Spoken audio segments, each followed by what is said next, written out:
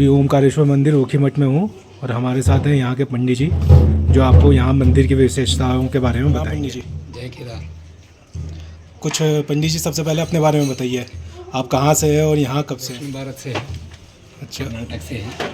ईश्वरलिंग पुजारी है हमारा नाम। और यहाँ प्रभु की सेवा करते हुए आपको कितना समय हो गया पंडित जी? 10 साल होने लगे अब। तो कुछ यहाँ के बारे में बताइए, यहाँ की विशेषताओं के बारे में बताइए पंडित जी। ये है तपो क्षेत्र है, राजा मानदाता जी ने यहाँ पे तपस्या किया था।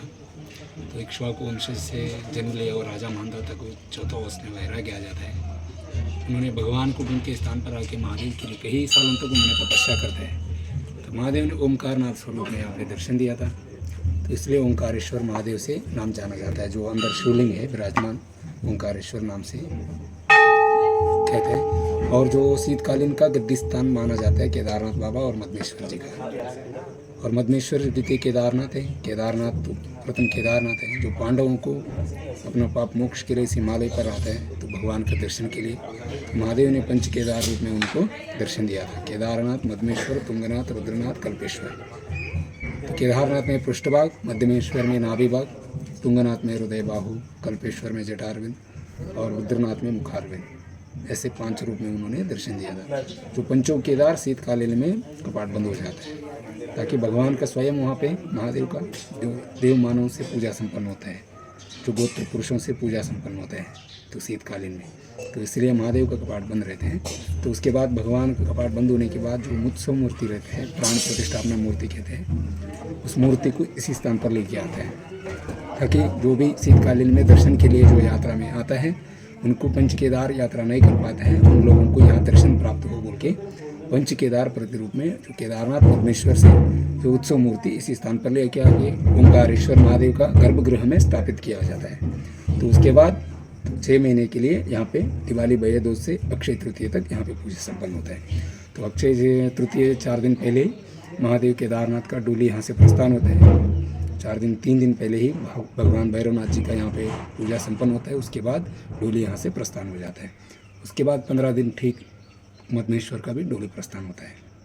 तो यही है मंदिर का जो मेन पंच केदार रूप में भी यहाँ पे पंच केदार रूप में 5 लिंग स्थापित किया है। जो यात्रा नहीं कर पाते उन लोगों ने यहाँ पे दर्शन करने के लिए। और ये उषामठ नाम है इस गांव का, तो लोग कहते हैं अभी ऊखीमठ नाम से ही जाना जाता है, ताकि श का अंतर हो के ख कहते हैं ना। यहाँ जो वेदों में यजुर्वेद, शुक्ल यजुर्वेद, कृष्ण यजुर्वेद अलग अलग आते हैं, तो उसमें यहाँ का श का उच्चारण ख होता है। तो इसलिए उषामठ ही मूल नाम है। तो उखामठ हो गया, उसके बाद ऊखीमठ हो गया। तो उषामठ भी इसलिए आए थे कि उषा बाणासुर जी का पुत्री है। बाणासुर असुर कुल का राजा है, तो उनका पुत्री उषा देवी है। और श्री कृष्ण जी का पौत्र यानी प्रद्युम्न का पुत्र अनिरुद्ध जी और उषा देवी का यहाँ पे विवाह संपन्न हुआ था। तो इसलिए उषा नाम से भी प्रसिद्ध हो गया इस मठ। तो उषा मठ ही नाम था इसका मूल नाम, अभी ऊखीमठ नाम से जाना जाता है। यही है ऊखीमठ का। आप सभी लोग आइए, दर्शन कर लीजिए महादेव का, जो पंच केदारेश्वर का। जो नहीं कर पाता है इस क्षेत्र में दर्शन करने से, भगवान का पंच केदार नाम लेने से यहाँ पे कोई पंच केदारेश्वर का मन से परिपूर्ण दर्शन प्राप्त हो जाता है। आप सभी लोग आइए, यहाँ पे उषा मानदाता का भी क्षेत्र माना जाता है। तो मानदाता महाराज ने यह तपस्या किया था, तपो क्षेत्र है, यहाँ पे आइए।